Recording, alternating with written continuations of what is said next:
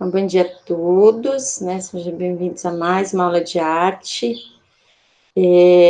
Quem da turma aqui, que semana que vem vocês voltam? Como que vocês estão? Assim, como que está a cabecinha de vocês? Qual é a ideia? A escola está toda preparada, né? O Edilson tem está nos informando, na verdade, de toda a preparação, dos planos de biossegurança. É bem interessante, né? A prof não vai, porque não vai. Eu não tenho aula tarde com vocês, somente pela manhã e apenas período vespertino, né? Que volta. Isso, é o pessoal do cursinho, né? Voltou essa semana e vocês voltam semana que vem, né? É uma volta escalonada que fala. Não? Não, prof, a gente voltou essa semana. O Ah, ensino já médio, voltou também?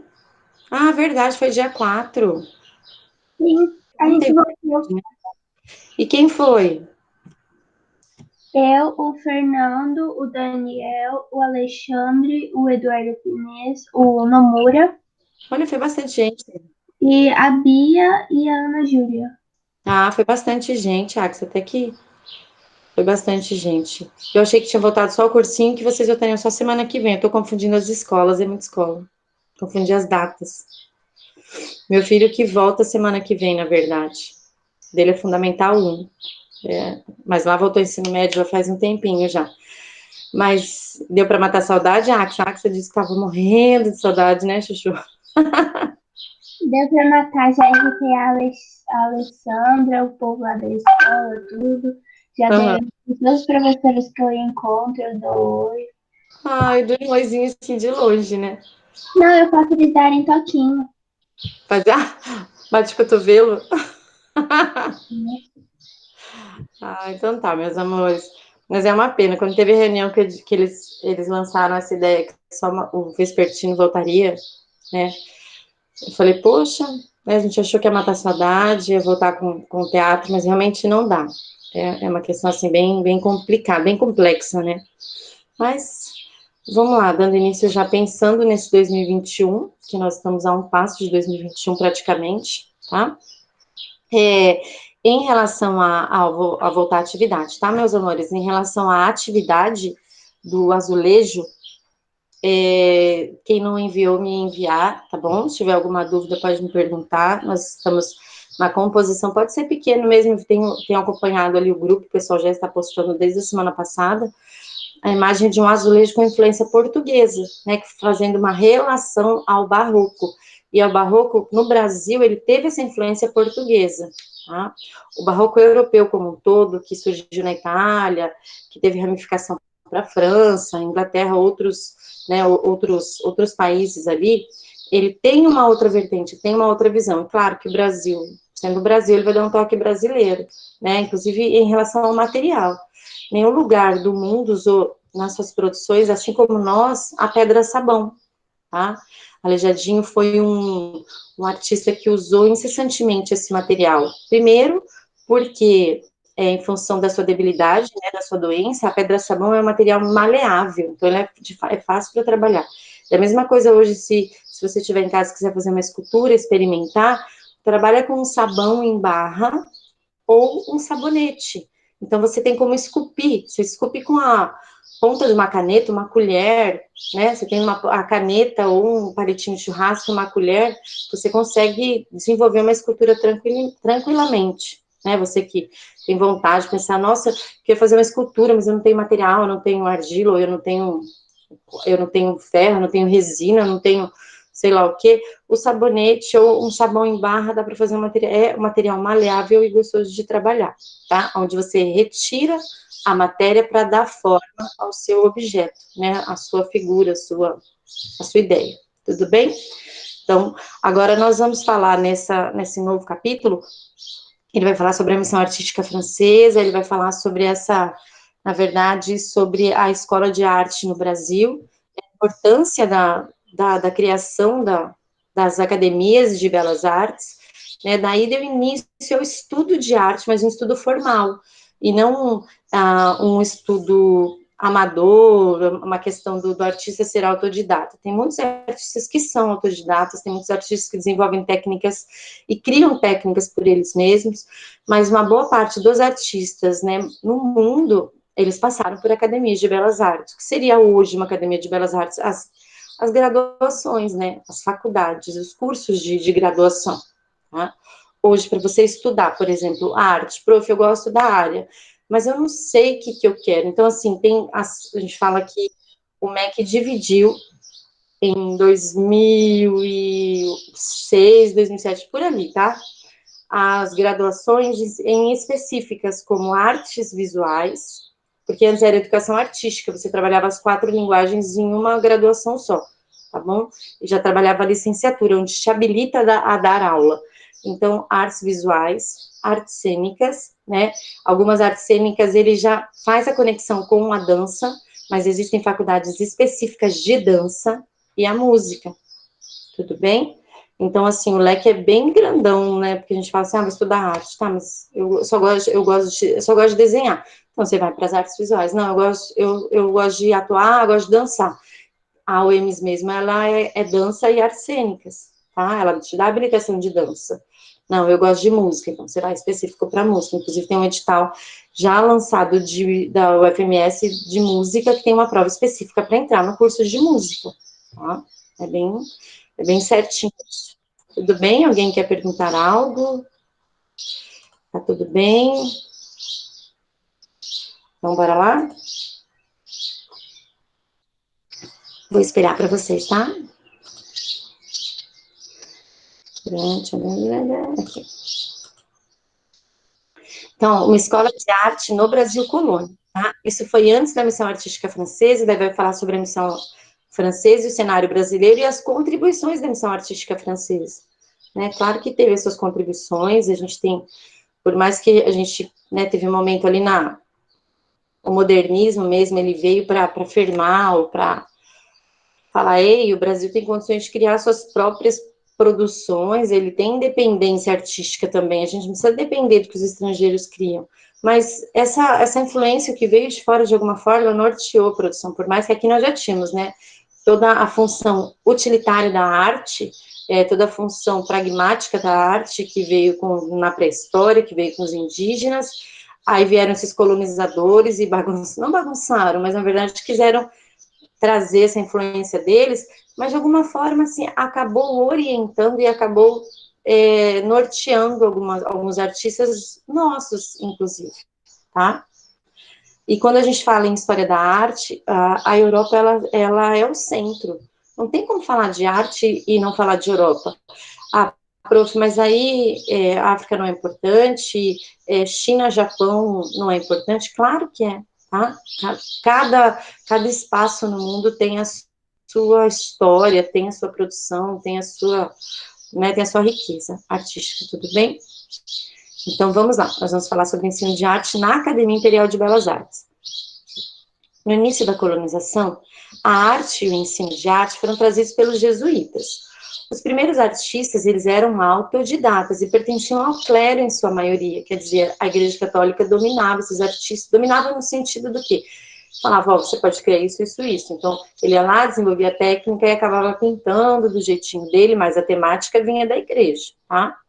Sem preparo técnico adequado, qualquer base cultural. Esses artistas copiavam estampas europeias de gravuras religiosas. Na segunda metade do século XVI até o século XIX, a arte na colônia era praticada por negros e mulatos, ensinadas de pai para filho, ou de mestre para aprendiz. Essa situação permaneceu até 1800, com a aula régia 5 de Manuel Dias, tá? A data aqui é sempre de nascimento e morte. Pintor, gravador e escultor, nomeado por Dom João VI. Ele se torna o primeiro professor público brasileiro a ministrar aulas de nu, com modelo vivo. Então, quer dizer, gente, olha aqui a data. Tá? Nós estamos no século XIX, a primeira aula de nu, hoje, dentro das academias, dentro das graduações, existem técnicas de desenho, né, a disciplina desenho, é claro que ela varia de nome de universidade para universidade, mas a técnica do desenho em si, do nu, então, foi graças a Manuel, né, que trouxe o modelo vivo ali, uma pessoa realmente, para que os alunos observassem e fizessem um desenho de observação de um nu, tudo bem? Pois sinalizar no meio artístico brasileiro, Manuel Dias de Oliveira representa uma inovação, pois sinalizava o término da época em que os artistas se educavam no interior dos ateliês de escultores e ourives. Ourives é quem trabalha com ourivesaria, com técnica de criação de joias. Logo, se reconhecia o papel fundamental do desenho e adotava-se a postura artística da tradição clássica europeia. Em 1816, a missão artística francesa impõe a substituição do barroco pelo neoclássico, Barbosa esclarece. Aqui chegando, a missão francesa já encontrou uma arte distinta dos originários modelos portugueses e obras de artes humildes. Enfim, uma arte de traços originais que podemos designar como barroco brasileiro. Nossos artistas, todos de origem popular, mestiços em sua maioria, eram vistos pelas camadas superiores como simples artesãos, mas não só quebraram a uniformidade do barroco de importação jesuítico, apresentando contribuição renovadora, como realizaram uma arte que já poderiam considerar como brasileira. Assim, a concepção de arte popular é substituída pela arte burguesa.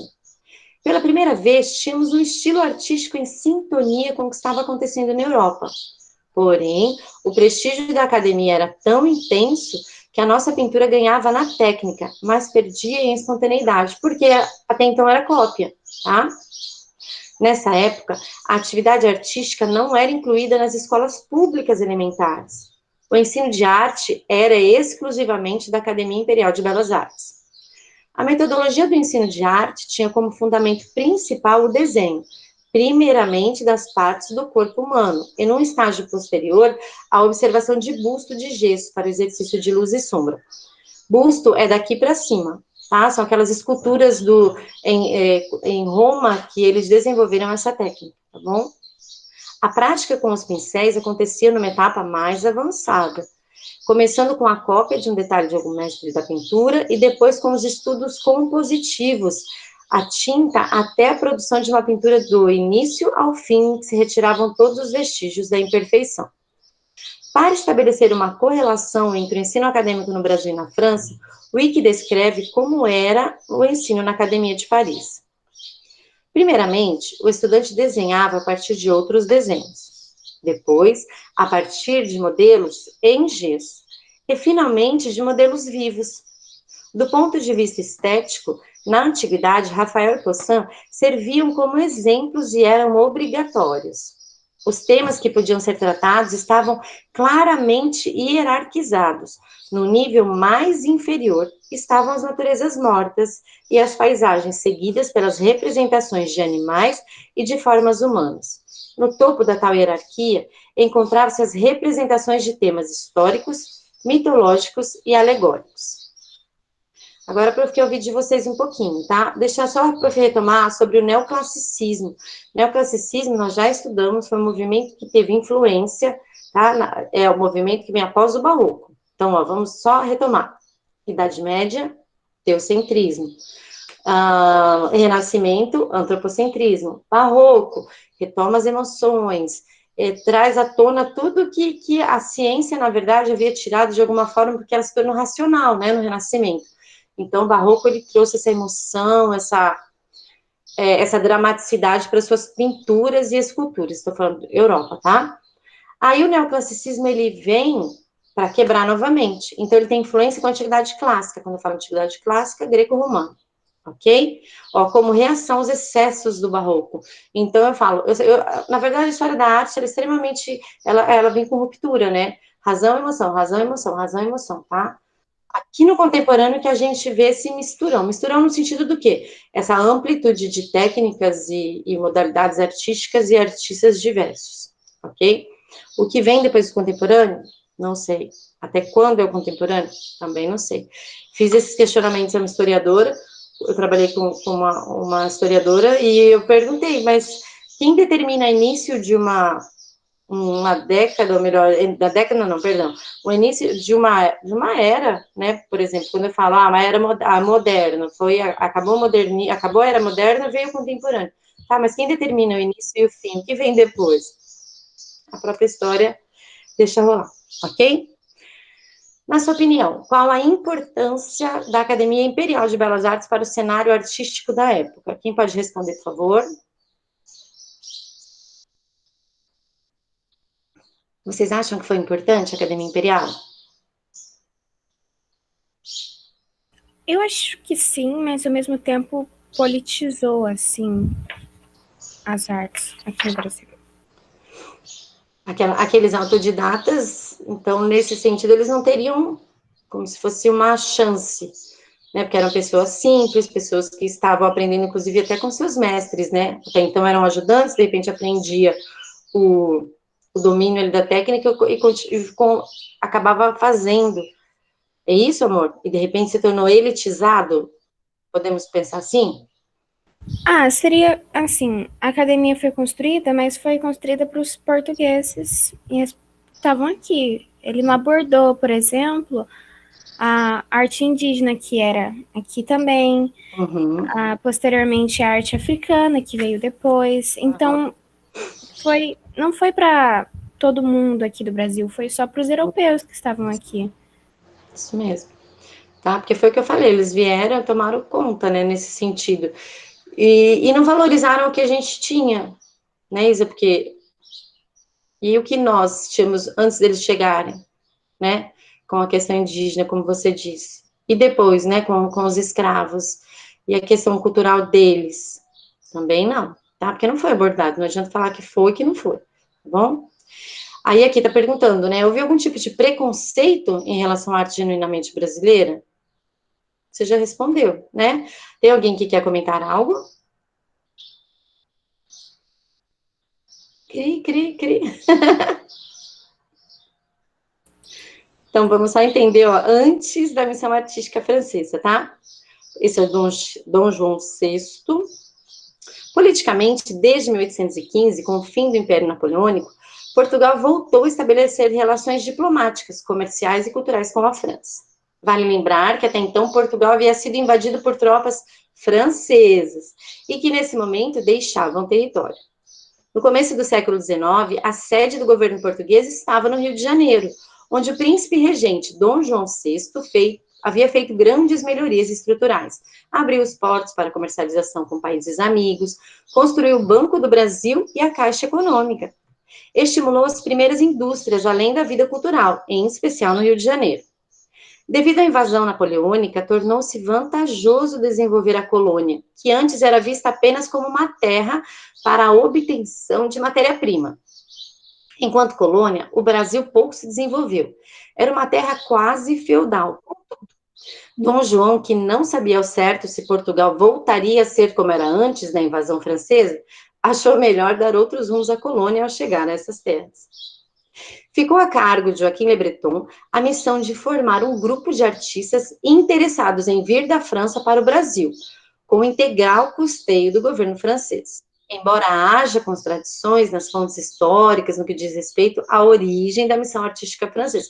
Tem algumas vertentes, tá? Que dizem, acabam sendo um pouquinho discrepantes, mas vamos lá. Em 1816, Dom João fundou a Escola Real de Ciências, Artes e Ofícios, com o objetivo de capacitar homens para a agricultura, mineralogia, indústria e comércio. Com isso, buscava o quê? Preparar a mão de obra, né, gente? Nada além disso, eu preciso preparar quem vai trabalhar para mim, certo? Para o futuro ser uma grande potência. O imperador acreditava também que era necessária nessa escola a existência de estudo de belas artes, com o objetivo de formar pessoas para o trabalho mecânico e industrial. Arrasou, né? Que triste isso. Quer dizer, é uma coisa tecnicista, certo? Agora, a missão artística e o cenário brasileiro. Em 1816, Le Breton instaurou uma nova metodologia que necessitava da criação de uma escola superior de belas artes, em que o ensino deveria ser sistematizado e gratuito. Nessa nova proposta, a sistematização era dividida em 3 fases. Para os alunos de desenho, pintura, gravura e escultura, ele estudava assim, ó, desenho baseado em cópias de grandes mestres, pintura acadêmica com modelo vivo e ateliê com mestres desenhistas. Quer dizer, a criatividade fica onde? Então, é só desenvolvimento de técnica, é reprodução, tá? É um ensino tecnicista que a gente fala, tá bom? Agora, para alunos da arquitetura. História da arquitetura, né, que é a cópia de modelos tridimensionais, construção arquitetônica, estudo da composição, estudo de perspectiva, estudo de música. No curso já de arquitetura, aí eu posso criar. Então, quer dizer, nesse de pintura, gravura e escultura, não, é mais engessadinho. O de arquitetura, não, porque eu preciso de arquitetos com uma mente um pouquinho mais aberta, tá? Era corriqueiro o aprendizado informal, a maneira medieval. O artista era considerado um artesão e, portanto, alguém cuja inserção na sociedade era feita de forma marginalizada. A esses artistas cabia a elaboração de imagens religiosas, uma vez que a arte profana ainda não tinha demanda. Não havia muito interesse dos nobres nos assuntos artísticos, cabendo ainda à Igreja Católica a incumbência de encomendas. Com certa fragilidade técnica e profissional, a arte produzida antes do projeto de Le Breton não era de interesse da corte, e assim sendo, o projeto por ele idealizado foi rapidamente compreendido, mas não aceito pelos artistas do barroco brasileiro. Por que será, né? Apenas em 1826 seria inaugurada a Escola Real de Ciências, Artes e Ofícios, que passou a ser chamada em Academia Imperial de Belas Artes, que foi no império do Dom Pedro I. Dom Juan é ótimo. Muitos trabalhos foram executados para a família real, inclusive em datas e fatos comemorativos, quando recebiam a criação de peças artísticas. Retratos e feitos arquitetônicos eram algumas das formas artísticas produzidas pela missão francesa para a família real portuguesa. Le Breton foi o responsável por organizar essa expedição que veio para o Brasil. Todavia, o professor e administrador francês tinha uma personalidade forte e acabou por se afastar do projeto, residindo em uma propriedade na região do Flamengo. Le Breton trouxe consigo mais de 50 obras que formaram o acervo nacional de belas artes. Aqui tem um desenho do Debré, que daqui a pouco a gente vai falar sobre ele, e aqui, né, do Le Breton. Talvez o artista que mais teve importância na retratação da paisagem local tenha sido Debré. Ele foi responsável pela retratação dos costumes locais do país. Ele foi tão importante para a pintura nacional que se tornou o pintor oficial do primeiro reinado. Curiosamente, Jean-Baptiste Debré, ele era primo do Jacques-Louis David, tá? Aquele que pintou a morte de Marat, vocês se lembram? Aquele Marat na banheira, tá bom? Eles eram primos. É Debré, o artista responsável pela representação da paisagem local, sendo autor de uma série de aquarelas. A aquarela é uma técnica de pintura, que ela é bem aguadinha, o próprio nome diz, água, ok? Que representavam o ambiente pitoresco em que estava inserido. Grandjean também foi um dos artistas da missão francesa. Boa parte de sua obra foi representada em desenhos, sendo a sede da alfândega uma das principais obras. Outro importante fato relacionado a Mondéjean formou vários arquitetos de envergadura que trabalhavam no cenário nacional. Outro nome importante foi o Nicolas Taunay, que nunca se adaptou às terras brasileiras. Ele tinha um filho, Félix, que posteriormente seria o diretor da Academia Imperial de Belas Artes. Ele pôde assumir a carreira de professor da Escola Real, mas nunca o fez. Ele deu aulas no sistema de ateliê livre, em que foi professor de vários primeiros pintores brasileiros. Mas aí agora, quais foram as contribuições dessa missão, né? Porque só vir para o Brasil, aí eu não me adequo, daí eu não contribuo com nada, ou eu só produzo para a corte portuguesa? Como assim? Ou melhor, eu venho, retrato o Brasil da forma que eu vejo, mostro para os europeus, e realmente, será? Coloco roupa em índio, os escravos, mas vamos lá. O Brasil era uma terra a ser desbravada intelectualmente e culturalmente, e a missão francesa foi uma espécie de upgrade na cultura local, atualizando e aproximando as terras brasileiras do que se tinha de cultura da Europa. Assim como as obras de Mestre Valentim e Antônio Landi, que já se esboçavam traços para além do barroco, a missão francesa difundiu a cultura do neoclassicismo no Brasil. Os métodos de ensino propostos pela missão francesa certamente nortearam o discurso base da Academia Imperial de Belas Artes, que posteriormente seria considerada a referência no ensino de arte no país. Os artistas passaram a ser vistos como os profissionais livres, que não se submetiam às regras da Igreja Católica, assim como ocorrido na França com o academicismo. Então, eles romperam barreiras, afinal já estavam estudando para isso, então deu uma certa liberdade, tá, para a produção. O artista deveria obedecer às temáticas específicas, estar preparado para ser submetido a testes de habilidade e aptidão. Só uma curiosidade, tá? Hoje não mais tem curso específico para entrar para fazer uma graduação de artes, mas muitas universidades, muitas faculdades, para fazer a educação artística, tinha prova específica. Hoje, algumas universidades têm para arquitetura,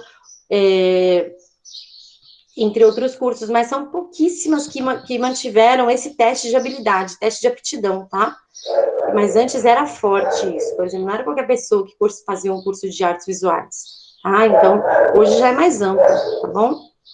A criatividade e a inovação não eram bem vistas, olha aqui, gente, que absurdo. Hoje é totalmente contrário, né? Você tem que ser totalmente criativo e inovador para você atuar no mercado de trabalho. Aquela pessoa engessada e tradicional, ela tá meio fora da área, né? Pois o artista deveria seguir o quê? Regras, né? Eram rígidas, que sempre haviam dado certo. Quer dizer, usar nunca, né? Todavia, o método dava certo, pois foi por meio desse sistema que artistas de renome se formaram e elaboraram a maioria de obras históricas do Brasil. Esses foram os principais artistas, tá, que se formaram na academia e são nomes de peso, tá bom? Desse período na história do Brasil e nome artístico. O Vitor Meirelles, Almeida Júnior, tá? São nomes de peso. Eliseu Visconti, o Pedro Américo, pra caramba, vocês vão, assim, são nomes que costumam, assim, em questões do Enem, questões de vestibulares afins, são nomes de peso, são nomes que são cobrados. Ah, mas Bernadelli, não. Sim, pode ser, o Timóteo não, o Belmiro também não. Sim, mas, assim, estatisticamente, tem menos questões que abordam obras deles do que esses que eu falei. Vitor Meirelles, Almeida Júnior, Pedro Américo, Eliseu Visconti, tá? Eliseu ele tem obras impressionistas, o Pedro Américo, temáticas históricas, e assim por diante, que é uma obra dele, tá bom? Do Pedro Américo. E aqui, olha aqui, gente, aqui ele está retratando, né? O Pedro Américo, ele colocou aqui a primeira missa no Brasil, que foi em 1861, hoje está no Museu Nacional de Belas Artes, sobre uma obra bem, bem grandona mesmo, olha a riqueza em detalhes, e mostra realmente quem morava aqui, né? Vamos lá, nosso Brasil.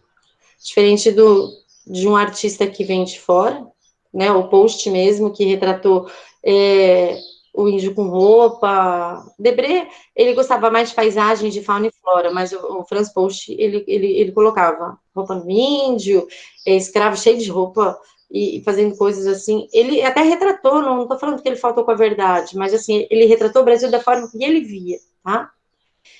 E agora a gente vai para uma atividade. Porém, você pode começar agora, e aí a prof vai fazer a chamadinha, e você tem mais um dia, até semana que vem, para me enviar, que aí a gente já fecha a nota de avaliação discursiva, tá? São essas atividades que vocês estão me mandando, tudo bem? Não vai ter avaliação discursiva, tá, queridos?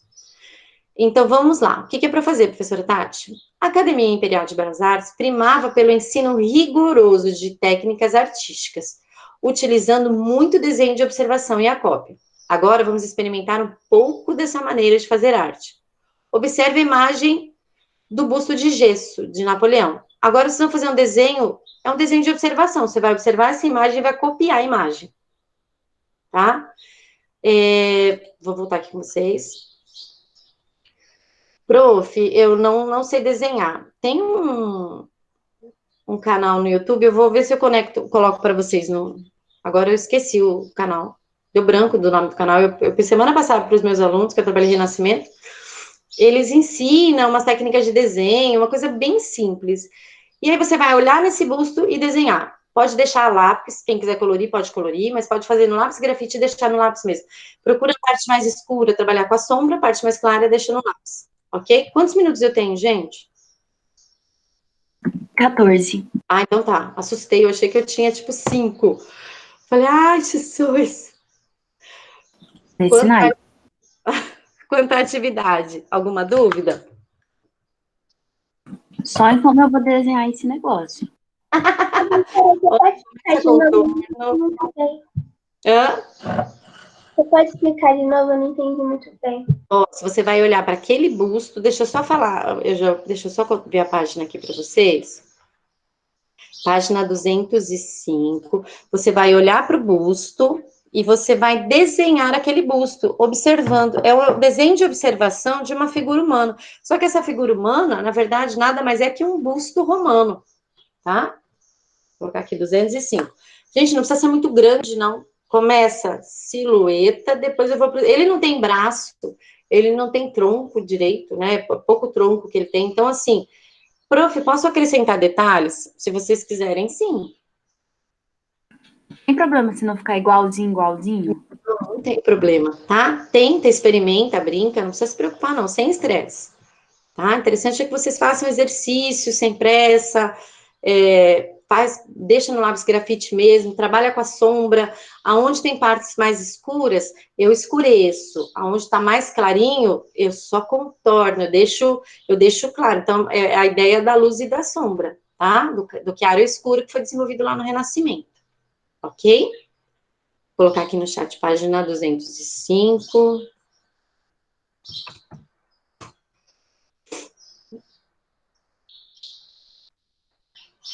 Agora que eu vi que vocês estão conversando, que tinha conversa ali no chat, mas vamos lá. Queridos, eu vou começar pelo segundo A, chamada, sinalize se a pessoa responder ali no chat para mim, tá? Ana Luísa Soares. Akemi. A Ana Luísa mandou no chat, prof. Obrigada, amor. Akemi. Aqui. Obrigada. Alessandra. Faltou. Alexandre. Aqui. Obrigada, Lê. Ana Júlia. Faltou. Ana Luísa Arce. Faltou. Ari. No chat. Daniela. Presente.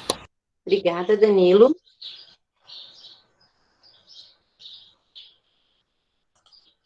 Emily Barbosa.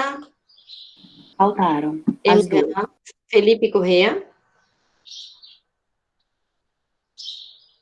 Faltou. Felipe Oshiro. No chat. Fernanda. Faltou. Gabriel de Lima. Hoje eu não vi o Gabriel. A Gabi tá aí. A Glória está. Guilherme. Gustavo. Os dois faltaram. O Herbert. Faltou. A Isa tá aí. A Isadora Yuka. Faltou.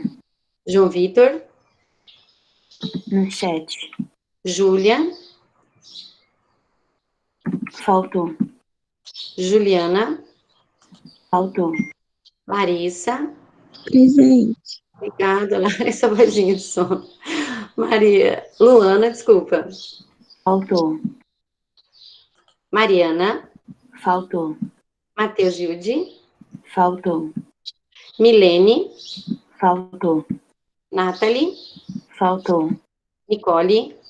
Faltou. Rafael. Faltou. Rodrigo tá aí. Sérgio. Faltou. Vitória. Faltou. Yasmin. Presente. Obrigada, amor. E Nicole Matos. Faltou. Ok, obrigada, coração. Vou pro segundo B agora. Prof, Oi, Chuchu. a minha internet tinha caído, eu não consegui responder quando foi meu nome. Quem és tu? É Ana Júlia Moreira. Tá, Ana, a prof já volta lá, tá? Terminar o segundo B, eu já Obrigada. volto. Bom de nada. Obrigada. A Axa tá aí. A Aina. Aina faltou. Alana. Faltou. Ana Beatriz. Mandou no chat. Ok, Ana Caroline. Faltou. Ana Júlia. Andréa. Faltou. Ananda. Aqui, prof. Obrigada, amor. Ariane. Faltou. Arthur. Faltou. Beatriz. Faltou. Carlos Eduardo. Não falou nada. Tá, Daniel. Faltou. Eduardo. De Oliveira. Faltou. Aqui?